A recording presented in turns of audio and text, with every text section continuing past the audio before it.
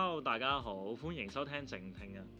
靜聽我哋去 explore 一啲唔同嘅話題。我哋今日咧要去 explore 嘅話題就係、愛情應唔應該要試呢？我係阿靜，我係阿聽。靜啊，你有冇試過去開始一段關係？梗係有啦，實有啦。即係點講呢？通常會去嘗試一段關係呢，即係都會覺得對方係一個唔錯嘅女仔，但係我對佢嘅感覺未到好大，甚至未必有感覺。未必有感覺。即係就覺得因為點講呢？即係我覺得呢個係因為局限於香港識異性唔係一件好容易嘅事，咁所以見到一個唔錯嘅女仔就會同自己講話啊，我係咪應該要嘗試咗先？係啊，試咗先，開始咗先咧，係啦，即係又唔係唔好理嘅，即係覺得自己唔應該諗咁多，試咗先啦，因為始終愛情你需要去有勇氣去開始噶嘛，第一步，就有嘅，好肯定話俾你知係有嘅。咁你呢？你有冇試過？我自己就冇試過嘅。咁你覺得應唔應該呢？應唔應該啊？因為真係睇你自己本身對愛情嘅價值觀係點樣。即係有啲人其實通常呢係咪 A0 開始呢？我唔知而家新一代或者係點樣啦，或者係以前啲人可能都係咁啦。但係對我而言呢，係以前 A0 嗰陣時呢，都可能直接諗住拍拖嘅對象就會係一生一世嘅。所以就要好謹慎啦。係啦，就要好謹慎啦。咁但係可能你經歷多咗，可能拍過幾次拖之後，你發現原來拍拖係裏邊牽涉嘅範圍係真係未必可以令到發現對方，你會發現對方未必係可以一生一世嘅人，或者係段關係唔會發展到一生一世，就會開始諗係咪拍拖其實都要試嘅呢？咁就開始出現呢個係咪叫做價值觀嘅諗法有啲改變呢？或者要啲調整呢？咁但係你都幾好嘢喎，即係你調整咗啦，但係你之後都冇話因為試而開始一段關係喎。因為我仲係喺度諗嘅對象，即係仲係喺度諗嘅嗰個過程，未開始去試咯。但係係咯，我仲係迷茫緊。Okay. 我有諗過，其實所謂試係咪唔需要？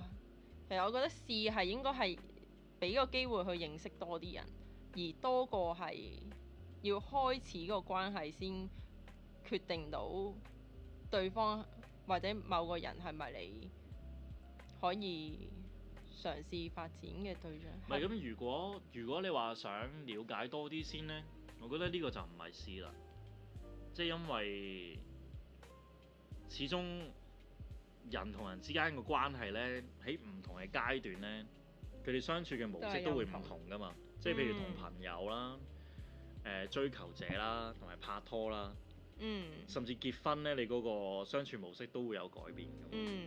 咁所以如果譬如曖昧追求嘅時候嘅了解或者嘗試，又係咪真係可以套用到你拍拖嘅時候，即係嗰個你嘅觀念嘅想法啊，或者試到你想試嘅嘢呢？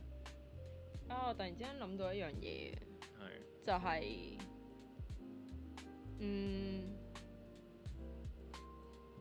試唔試係咪應該係講緊你容唔容易去中意一個人呢？係咪啊？試，即係可能有啲人係唔係咁容易中意一個人，咁可能佢就好難真係揀到一個對象去嘗試開始咯。因為如果你試，你又未必係中意或者係愛某個人，又覺得好似好難開始。呢個係咪睇緊你可能係真係睇個人性格喎？即係你容唔容易去？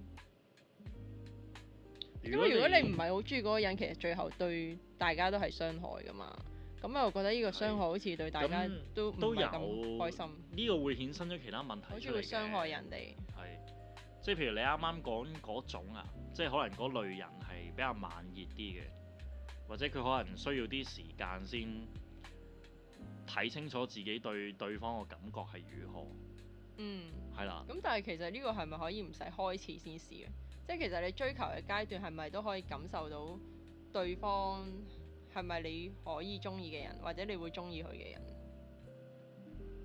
但係唔係應該你中意咗對方先可以一齊到嘅咩？如果你唔中意對方，但係諗住試住嘅心態，其實係咪最後都係失敗句？我覺得呢個就係我哋今日嗰個核心個問題。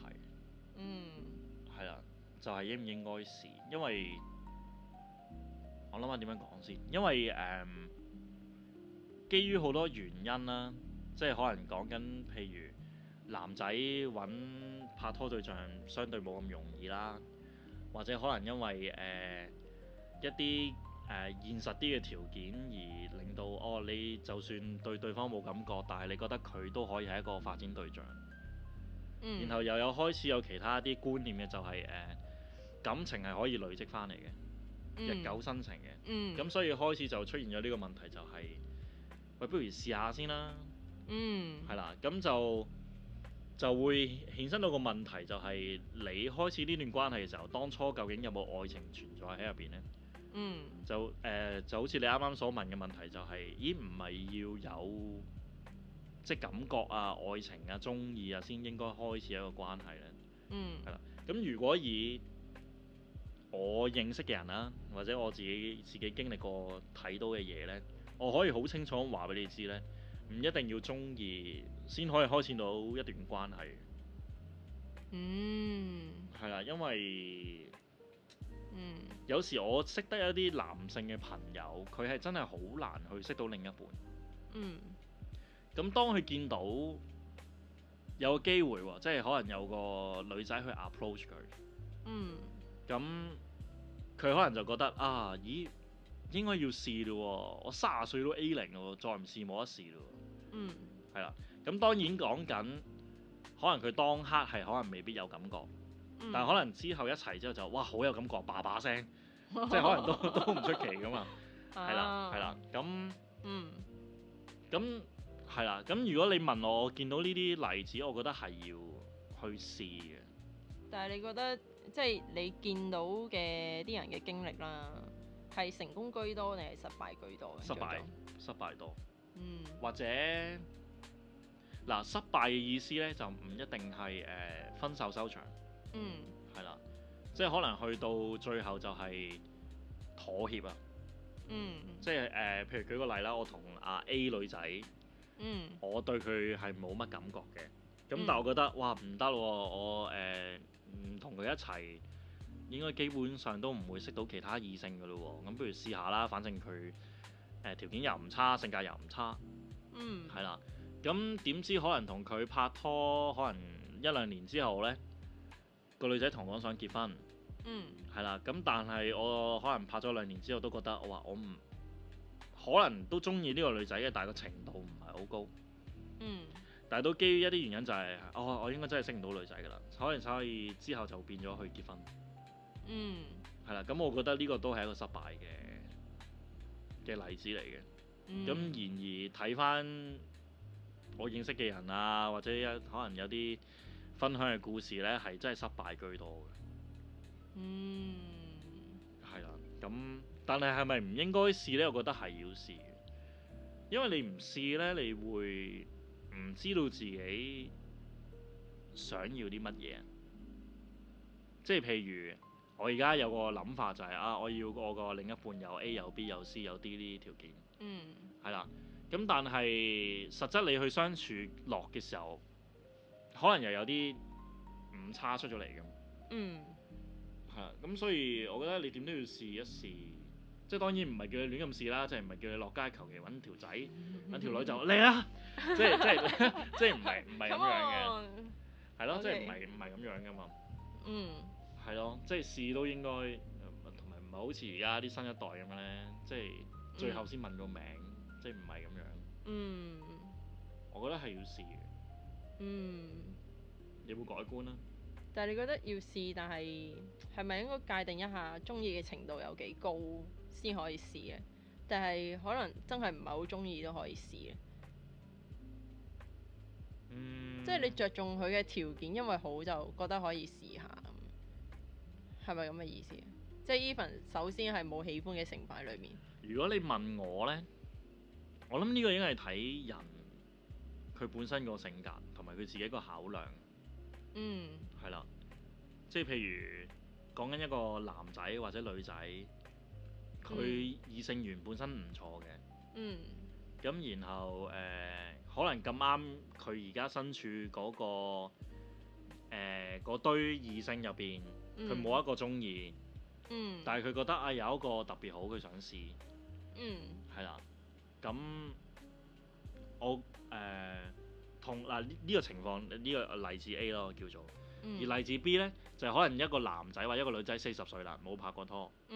咁然後而家佢終於有個機會可以嘗試去拍拖啦。但係佢未必中意對方嘅。咁呢個情況又應唔應該試呢？即係如果以兩個例子嚟做比較嘅話，我覺得例子 B 係更加值得要去試。即係除咗係因為佢可能已經冇乜機會俾佢去試之外呢，同埋都佢未知係咩一回事，試得唔夠多。咁佢唔知，即係可能其實佢未真係冇異性緣，只不過係佢自己 set 到啲條件太高啊。係啦，搞到自己唔肯去試啊。點知原來試完之後就發現，哦，原來唔係嗰回事嚟。即係佢呢啲缺乏經驗就應該要試啦。反而例子 A 嘅就應該寧缺勿濫。哦，你咁樣講令我諗起，我唔知人係咪都係咁喎？係咪通常第一段拍拖呢，都係唔知自己做緊乜㗎？你嗰陣時係咪唔知做緊乜㗎？第一段感情嘅時候，又唔係唔知自己做緊乜嘅。我諗下點樣講先。嗱，不如我講咗我嘅經歷啦。咁我第一次拍拖呢係幾時嘅事？讀書嘅時候，係讀咗廿幾年書喎，幼稚園嗰陣。係啊，大學嘅時候啦，咁啊拍第一次拖，咁嗰陣時大家都會話，喂，唔可以 A0 畢業咁樣啦。咁嗰陣時就同班有一個男仔。咁啊，大家好似有啲 feel 咁樣啦，有啲嘢啦。咁佢唔係講話唔可以 A0 畢業嗰個人嚟㗎嘛？佢唔係，即係大家坊間咁樣有一個共識就唔好 A0 畢業咁樣，所以成日咧都會嗰段時間就我要出 pool 咁樣。咁咧嗰陣時同班有個男仔咧都咁我又唔係唔中意佢嘅，但係。你話係咪好中意佢又唔係，可能未搞清楚自己個感覺，我覺得第一次。咁就係、咁我後尾係真係傷害咗人嘅。就係、當你答應咗同人拍拖嘅時候，你又唔知自己想點呢？其實你對對方都係一種傷害。咁所以我就諗啊，其實係咪個個開始拍拖嗰陣時，第一次可能都係好腼腆、好懵懂。即係我以前有一個中學嘅朋友，佢都分享過佢第一次拍拖呢，都係唔知教咩嘅，最後都係有少少係即係傷害咗人咁樣。我唔知大家係咪都有好，即係大家啲經歷都係咁。咁但係因為你細個啊嘛，咁通常你嗰段經歷又唔會話對你造成好大嘅傷害，但係當你年紀有翻咁上下嘅時候，我諗冇人再會想 take 呢個 risk 再去試咁樣咯。我反而又唔係好同意喎，即係我唔同意你嗰句就話，因為我後生所以受嘅傷害會比較少。我反而覺得係即係睇你嗰段關係嗰個即係緣嗰個方式係點樣，相處嗰陣時係點樣。即係你可能做到一啲行為出嚟係好傷害到對方，都唔出奇。就我會形容咧，通常第一次拍拖咧都係完全係唔識拍拖，你唔知應該係要做啲乜嘢啦。呢個都肯定嘅。係啊，但係當你呢段經歷咧係細個嘅時候發生咧，就還好啲，會感覺。但係當你大個嘅時候，就會當你唔識拍拖，或者仲要對方教你拍拖嘅時候，或者你完全唔識 do 咧，就再咁懵懂咧，我覺得大個嘅話嗰個包容能力就會少咗咯。講起呢樣，我有個故事可以分享，就係、我對上一個女朋友嗯拍咗2年拖，嗯咁、然後我呢個女朋友呢，同你講嗰個情況有少少相似嘅，咁佢、大我幾年啦，大家都30幾歲啦，嗯然後佢係好耐冇拍過拖嘅，講緊起碼有10年，咁所以雖然我係強烈感覺到佢係想拍拖，同埋佢對我嗰個感覺係大嘅，咁但係因為佢隔咗太長一段時間冇去拍拖呢，佢唔係好識去拍拖，好似你所講咁樣，即係佢唔知道，呢個時候原來就應該要做呢樣嘢，係啦，或者呢個時候就應該要送啲乜嘢，即係佢冇呢個 idea，係啦，咁但係雖然對我嘅傷害就唔深啦，即係因為我可能已經知道佢好耐冇拍過拖，咁但係我對佢嘅耐性係的確係比較少嘅。但我覺得通常男仔係咪對女仔方面嘅包容能力係會高啲？係咪呢？咁都肯定嘅。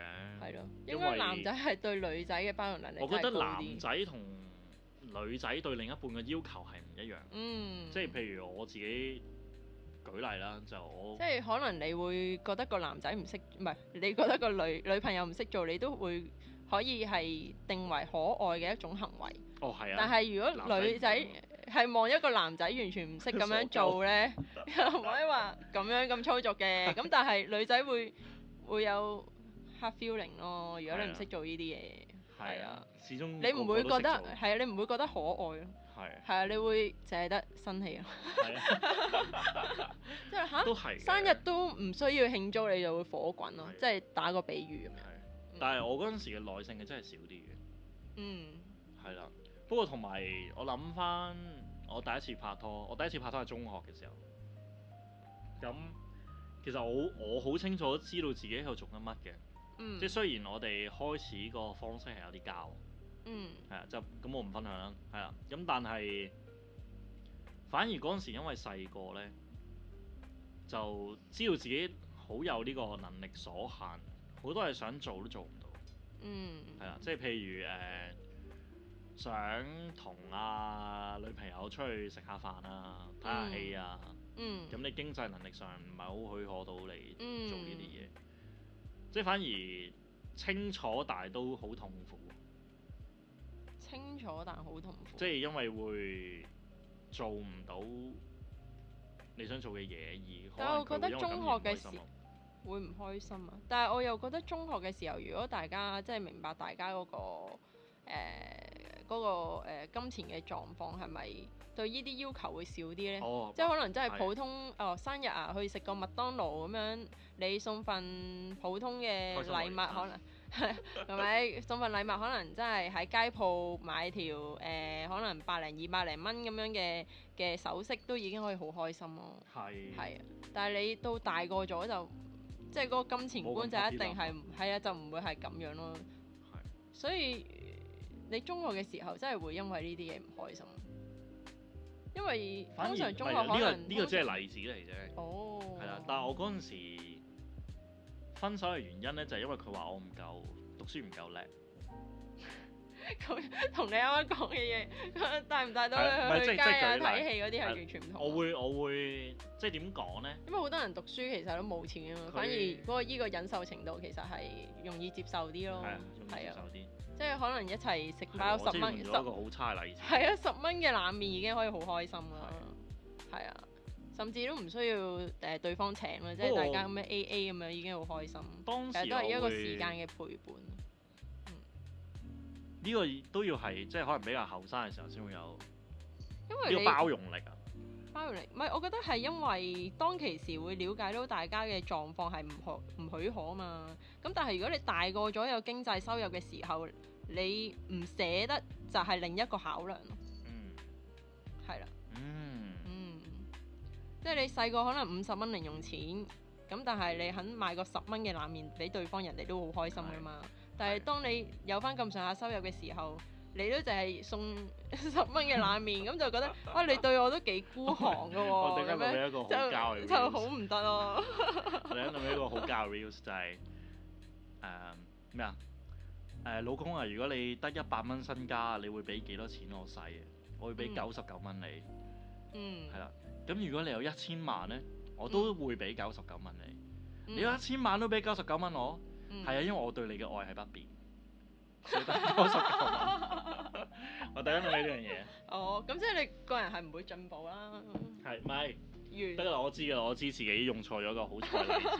係啊，不過嗰陣時我哋分手嘅原因係因為佢覺得我讀書唔叻。嗯。係啦，咁我想表達嘅就係嗰時其實我好清楚嗰段關係係做緊乜嘅，咁但係就唔知點解呢。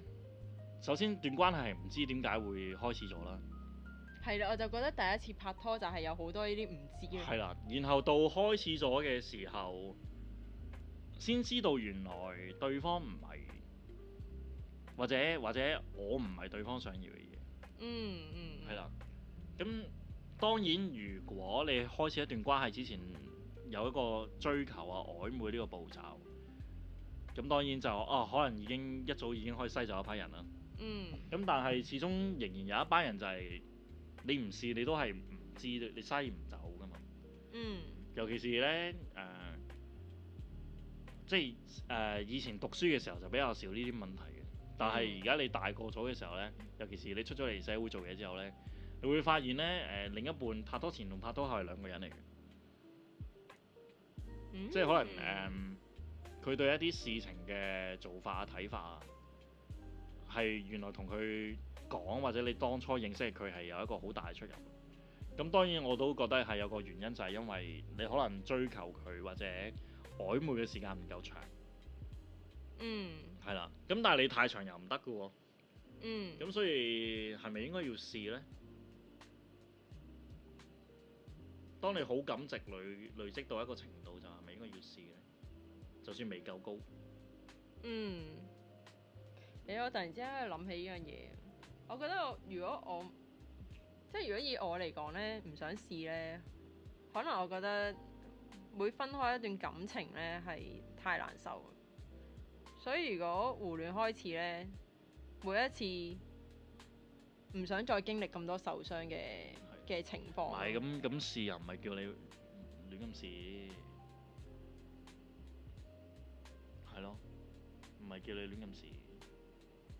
咁即係簡單啲講，就係你冇，即使你要試啦，你對對方都要累積一段嘅係啊，愛就係情，要咁呢。樣咯，但係即係有因為個感覺。但係因為呢，我都有啲傳統嘅思想嘅框架啦。咁我年紀都唔細啦嘛，咁真係唔會好似細個咁樣諗試下啦，有乜所謂？而家就會覺得試完然後又冇結果，成件事又好攰，同埋會嘥咗啲時間。我反而有個問題想問你喎，咁你經歷咗第一次拍拖，即係你嗰時分手嘅時候，你有冇意識到你傷害咗人呢？有啊，我有同過對方講對唔住。係咁，然後即係嗰時其實你已經意識到就係唔可以咁隨便去開始一段關係啦，可唔可以咁講？係啦，即係或者你當初其實都有嘅，但係經歷咗初戀之後就更加強啦呢個想法。咁然後你會唔會？哎呀，我想問咩咧？我已經唔記得咗添，本身出事啦！你做咩學埋我啲金魚佬？唔係，我突然間可能扯開咗。哎呀，我想問咩咧？我唔記得咗添。但係我呢就覺得啦，每段感情呢，就的確係有執着，同埋每經歷完一段感情，你都有意想不到嘅諗法出咗嚟咯，嘅學習咯，係唔係你可以諗到嘅嘢嚟嘅？你係經歷完先知，原來係會咁嘅喎，咁樣唔係你睇書睇人哋啲經歷可以經歷到翻嚟嘅得着咯。咁你而家最大嘅得着係咩？我未到終點，我唔知。唔係咁，你有經歷過㗎嘛？經歷過，可能你會真係知道某種性格嘅人，你係唔 OK 嘅咯。或者你某種嘅某種嘅性格又會帶嚟某啲嘅副作用係唔 OK 咯。係啊，同埋最大嘅得着就係唔好諗住改變一個人咯。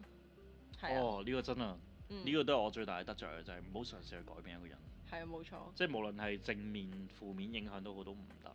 係啊，所以再加上呢個咁強烈嘅諗法之後，你就會更加去揀一個對象去開始咯。因為佢一定要符合到某啲嘅條件，你先覺得係可嘗試發展嘅對象。如果唔係，就發展都係嘥氣。因為你唔會改變到一個人，係可以調節，但係有好多 base 嘅嘢咧係改變唔到。你習慣你可以改變，但係性格係唔可以改變，絕對唔可以改變。咁但係都唔排除可以試㗎，即係只要你累積到一個。但係要個經驗係試係失敗嘅。你有試過咩？唔係我好中意嗰個對方，但係嗰個試嘅程度係你以為佢某啲嘢你可以接受咯。例如我曾經有一個對象，我係都係好認真地開始嘅，都係我每一次拍拖其實都視對方呢就係結婚嘅對象嘅。咁所以有陣時就會都有個 struggle， 究竟其實用呢個諗法太認真嘅諗法係咪錯呢？其實我都真係成日都咁諗。即係其實而家已經冇乜人咁認真，甚至你可能一講呢啲，直情嚇親對方嚇，你要諗到咁樣㗎。我反而覺得應該冇乜人咁諗咯。你唔需要咁樣去自我懷疑，我覺得咁樣先係個正確嘅觀念嚟嘅喎。係啊，但係就偏偏你因為咁嘅觀念，就係每一次感情你都會全程投入嘛，咁所以你就會個傷害就好大咯。但係如果你可能試嘅心態，你對對方嘅愛唔係咁濃烈嘅時候，你就咁樣開始，咁可能就算散咗，你都唔會話真係覺得好 hurt 啊，個傷害咁大咯。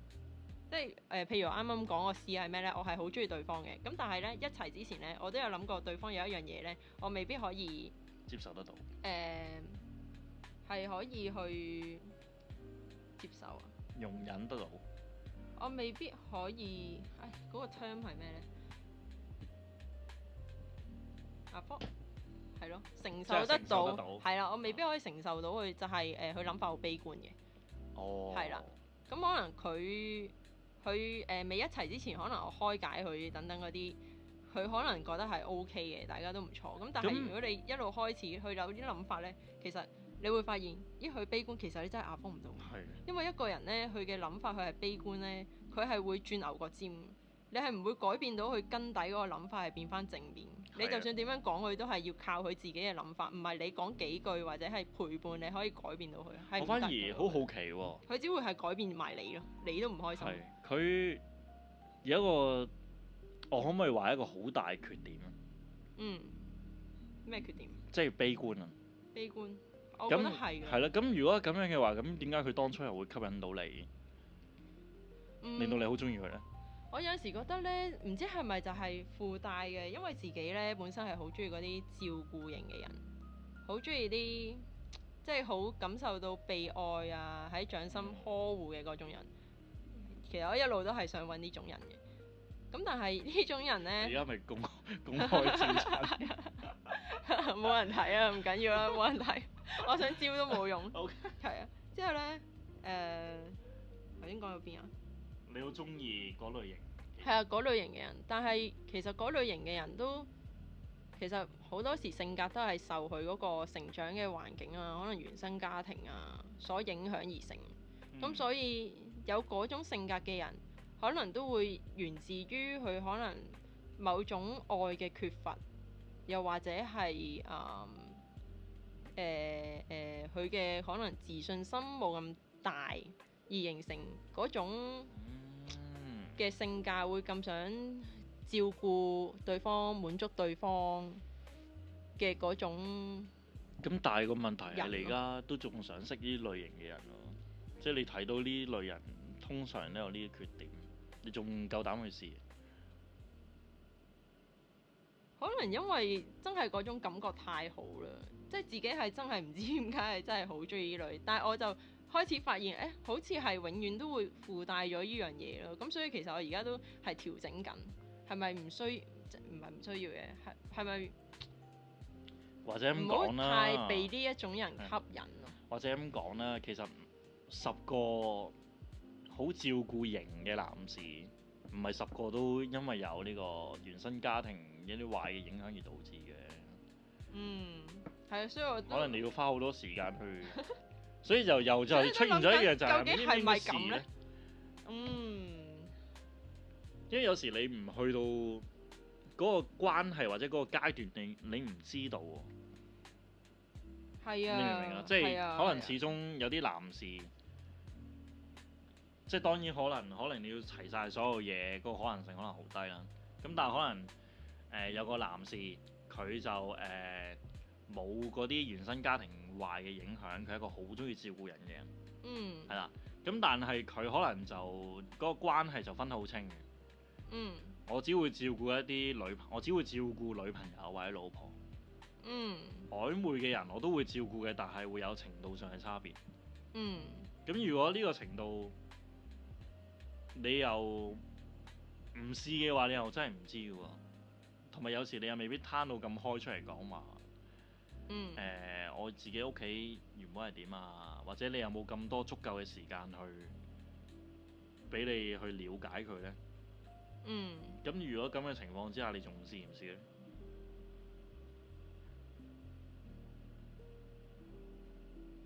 係啊，其實你拍咗幾次拖呢，就會開始覺得啊，其實愛情都係要試出嚟，係會有咁嘅諗法嘅。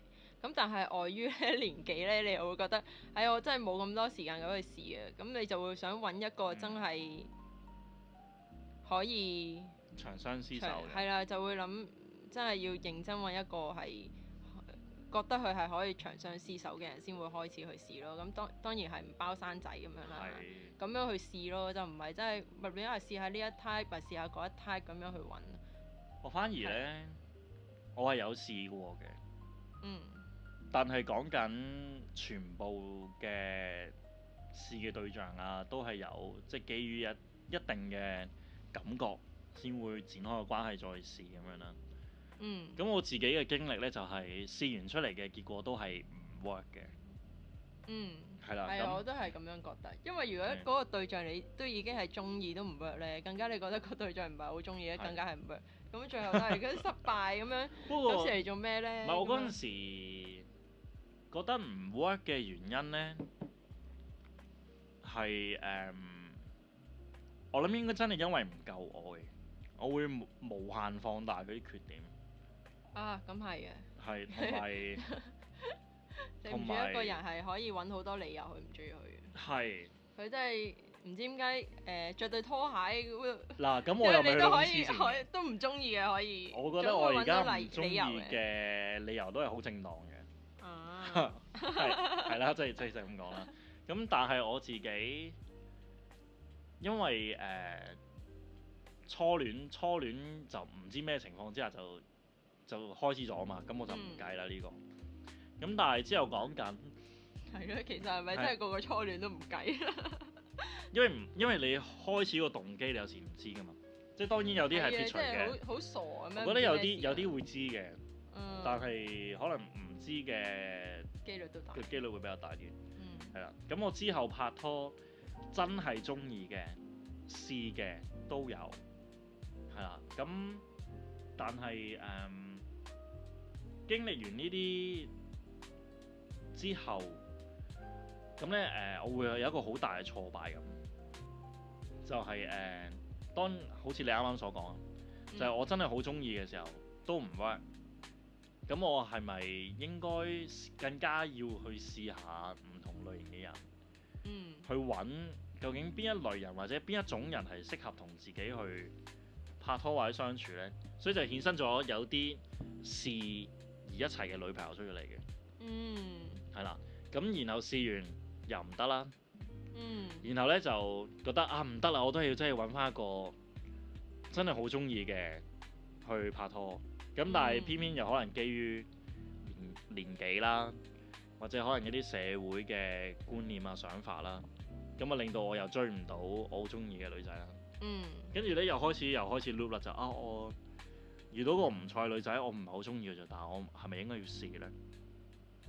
就變咗開始又有個咁樣嘅想法出咗嚟。嗯，係啦。咁然後我而家 loop 咗一段時間之後，我而家嗰個想法嘅就係、唔係我最初我 loop 完之後嘅最初期呢，想法就係、我唔會屈服嘅，唔中意我話一定唔會一齊。我而家都係呢個階段。係啦，跟住但係再經歷咗一段時間之後，我就覺得我咪要認命呢？其實係咪都仲係嗰個 loop 呢？但係我覺得有個小惡魔會咁樣。係啊，但係我覺得我唔應該再執着落去啊！即係無論試唔試又好，係咪真係中意都好，我覺得自己已經唔需要再執着落去，因為可能原來就係佢呢。我會開始有咁嘅想法出嚟，咁我就即係唔再限住自己去諗太多，就試咗先咯。又係咯，我覺得 OK 咪試咯，唔 OK 咪即係反而諗太多。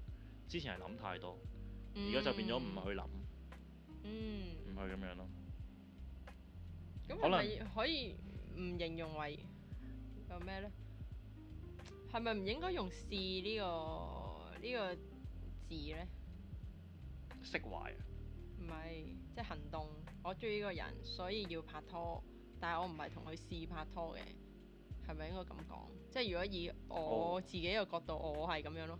我同嗰個拍拖唔係用試嘅心態，我係想同呢個人一世嘅，但係只係唔 work。但我唔係用試嘅心態開始咯。但係你可以話佢嗰個性質最後係試，即係最後個結果睇翻之後，發現係試。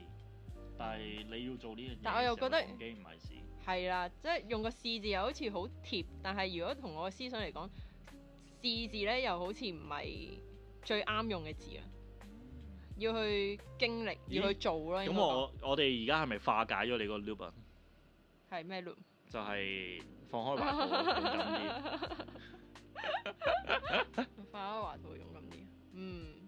都係。總之人係要有多啲經歷咧，先至會好啲嘅。都係要經歷嘅。我已經諗到下一集個 topic 係咩啦？你覺得人嘅經歷係有啲咩意義喺度？人嘅經歷有咩意義？人嘅經歷就真係好大意義。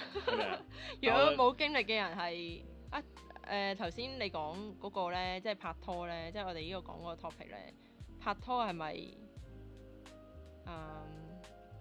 你頭先講緊即係要試多啲唔同對象，我都覺得咧，人拍拖啦或者係愛情咧，有多啲經歷咧係會好過冇經歷嘅人嘅。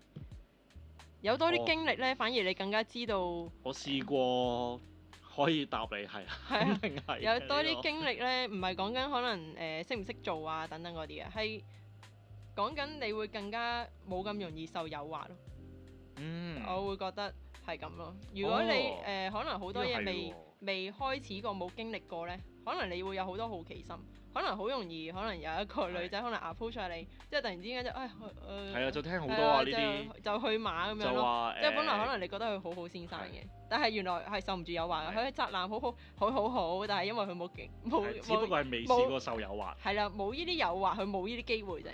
但係我覺得如果你試過晒先，最後係揀定咗咧，就可以呢個聽好多喎，即係可能結婚嗰個係初戀對象，跟住點知就結咗婚冇耐就話其實好多嘢未玩過，唔想定落嚟。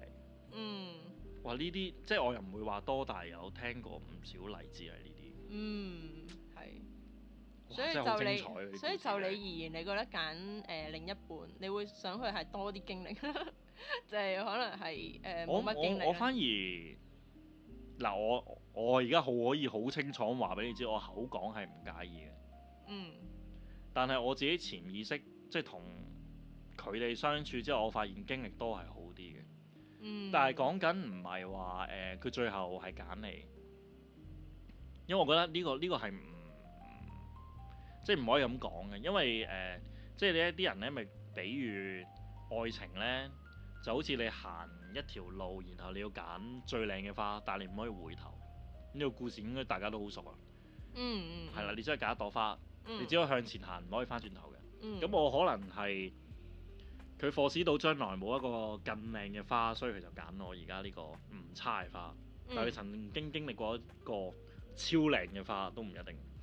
咁但係我想講嘅就係我自己個經歷呢，就係、比較多人生體驗經歷嘅另一半呢。sorry 鼻塞。佢呢同你去相處啊，或者去溝通嘅時候呢，佢係比較容易啲去俾到啲建議你啊，或者去開解你啊。佢呢個能力係會好強。係啊，強會比好多係啊，嗰個諗法會同頻啲啊。係啊，我甚至試過識一個女仔，後生過我嘅。我諗細我2-3年啦，但係因為佢經歷過好多嘢啦，可能講緊屋企啊，或者可能自己感情上嘅經歷啊。哇！佢俾我啲建議啊，或者去開解我咧，我甚至覺得佢係唯一一個嚟㗎啦，即係嗰個曾經有個咁樣嘅感覺。所以你問我，我就會比較中意有經歷嘅會多啲。係咯，冇錯。咁而家聽緊嘅你又覺得愛情應唔應該試呢？